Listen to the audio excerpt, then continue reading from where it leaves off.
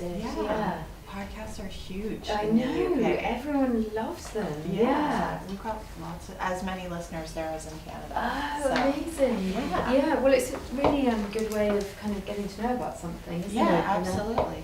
Easy way. Exactly. I'm just rearranging my So we've got that mainly for B-roll, but yeah, so if you just sit like within a foot, it should be good, and everything's happening, rocking and rolling. So I read that you've always loved makeup. Tell me, in your earlier days growing up, what were some of the beauty products you'd use? What types and what looks? Give us a picture of what you were rocking back in the day. Back in the day. Well, early on, I mean, I was wearing things like Collection 2000 clear mascara, which probably doesn't mean anything to anyone here, but in England it was kind of like the go-to brand when you were about, I don't even think it even exists now, when you were about 14, 15. Yeah. And my parents were quite strict on not wearing too much makeup at a young age, so the clear mascara was a way of getting around that. Yeah. And then, oh God, I just loved experimenting.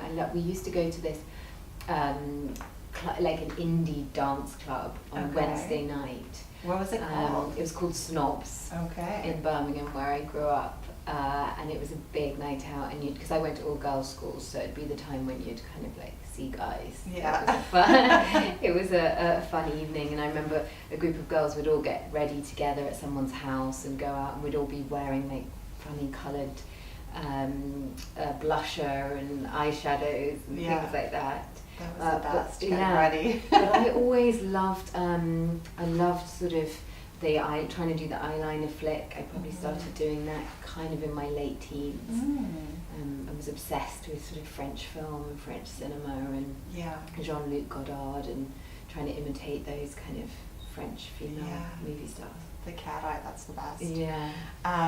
So speaking about makeup products, I also read that you're a fan of Clé de Peau concealer. I am as well. Yes, the best. What do you think makes it so magical? I try to explain this to people. What do you think sets it apart? I think it's the consistency and that it actually stays throughout the day. I found that with wearing Clé de Peau products is that they are absolutely brilliant. When you put them on, they're still there at the end of the day, and a lot of products just sort of disappear or they soak into your skin, but with the concealer, I think just its coverage is excellent.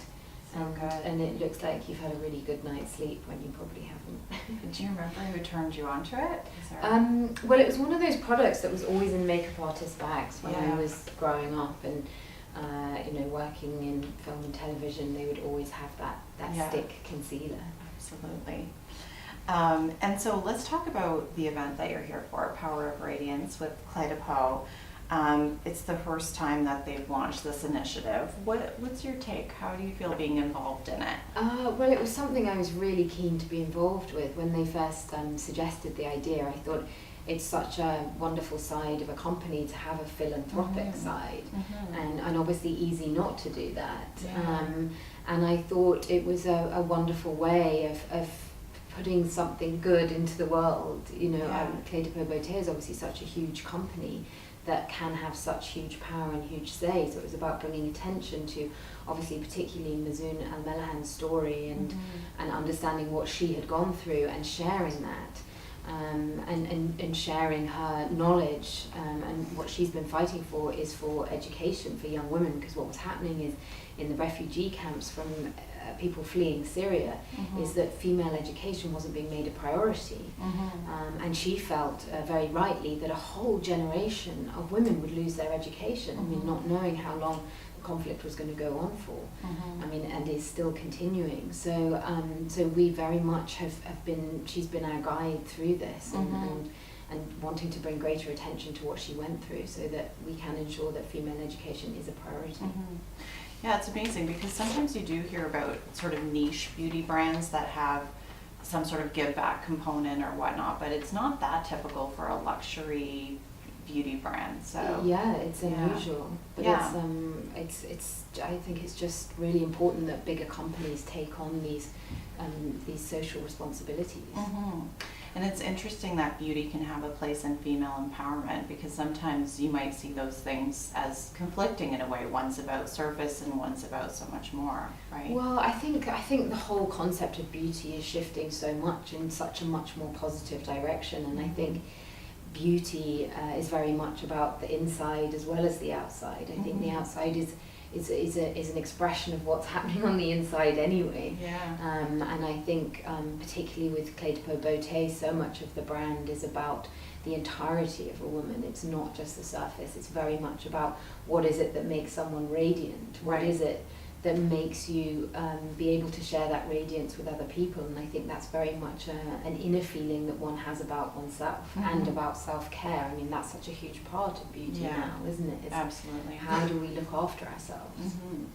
And let's talk about how you look after yourself with your self-care routine. Can you tell us, are you a minimalist? Are you a maximalist? Like, what would be on your top shelf if we had a peek? I mean, because I'm traveling so much, I really have to pay attention to looking after myself, because you can quickly get very drained from being on and off flights and in different environments, and obviously it can be a nightmare for your skin. So well, what's been brilliant is obviously coming out and working with Clé de Peau Beauty and being in Tokyo, is that I've been to, I've got on board with the whole facial massaging.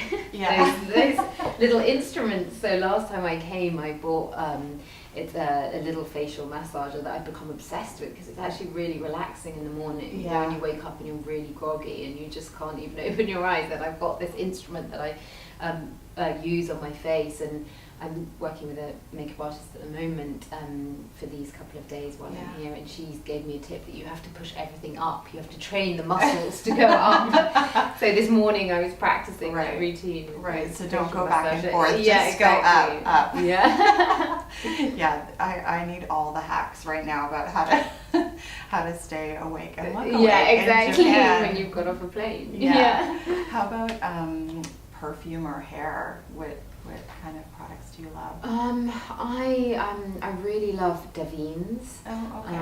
And that was a tip from a makeup artist I worked with on the basis of sex, actually, and she got me onto their products. And it's a leave-in conditioner.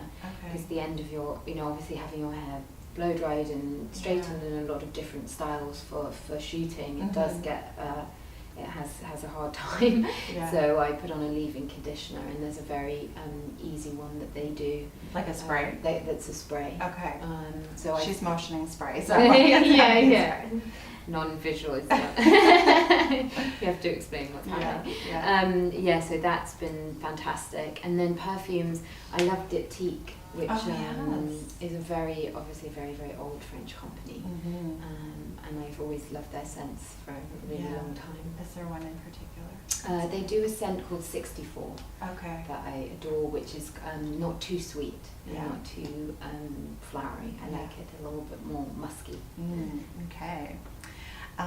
This is a trick curveball I'm going to throw at you. What would be on Jin Urso's top shelf? Absolutely nothing. Although she does actually love an eyeliner. That was really early in the discussions. It was interesting, her journey in terms of her kind of hair and makeup. Oh, really? And initially we were trying, we thought, okay, shall we go in a direction of, adding hair pieces, sort of having long plaits, almost a bit sort of like dreadlocky at one point. And then actually Gareth Edwards, the director, was very clear that he felt that it should be as simple as possible. And then that really unlocked her whole kind of appearance, was that it should feel very relatable and very easy. And so then we started looking obviously at Princess Leia, and we liked the idea of the buns, and then we thought, well, why don't we just give her a simple bun at the back, and then just keep the hair my natural colour. And then with the makeup, it was about we just did actually, which I don't know quite how she managed to get hold of this in the galaxy, but she did. She seemed to have a Kohl eyeliner pencil somewhere on her. So we used that, and then just darkened my own skin lightly, because she's someone who's been outside a lot and wanted her to feel sort of weathered. Hopefully she wore sunscreen. Yeah, exactly. She'd have that with her as well somewhere in her pouch. And if you had a beauty motto, what would it be? Look after the inside as much as the outside. Yeah, that's good. And you've played a lot of strong characters, most recently Ruth Bader Ginsburg. Can you tell us about that experience? Yeah, it was phenomenal. Actually, shooting it was in Montreal, in Canada. Okay. And we absolutely loved it. We had such a great time there. It's great. Yeah, the food is amazing. Yeah. And the restaurants, and we were a very happy cast, I have to say. Yeah. And that we were out there probably for about 8 weeks. And before we went out to shoot, we went over to Washington and we met Ruth for the first time, and her nephew Daniel Stieperman had written the script, so she'd been involved very much in all of the genesis of the project. But it was a magical thing to be a part of. It was celebrating Ruth Bader Ginsburg and her husband Marty Ginsburg, who, well, as we all know, she is just phenomenal in her strength and determination. In the face of such sort of horrible adversity, is incredible. And do you look for that in a character that you're going to play? And those certain qualities, or what do you look for? And what would you like to play next? What sort of character? I like it's what hits you. I like to keep changing. I don't like to get stuck doing one thing. I think there's so much that you're not in control of as an actor. Obviously, there are certain things that come through whatever you're doing.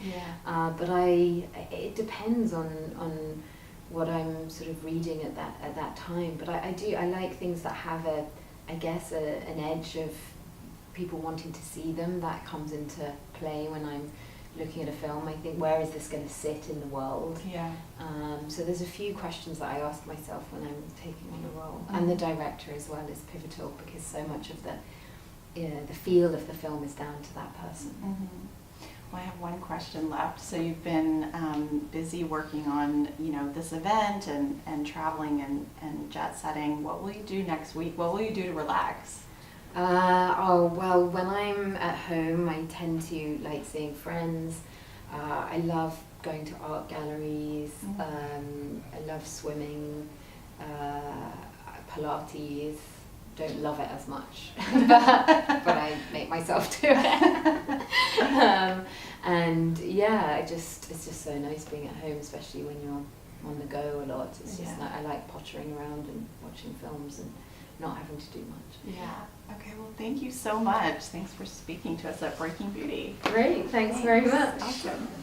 All right. Oh, and I do have, I'm shy to ask you this. Oh, thank you. I'm shy to ask you this. I have a 9-year-old daughter who's just growing into Star Wars, and she loves you.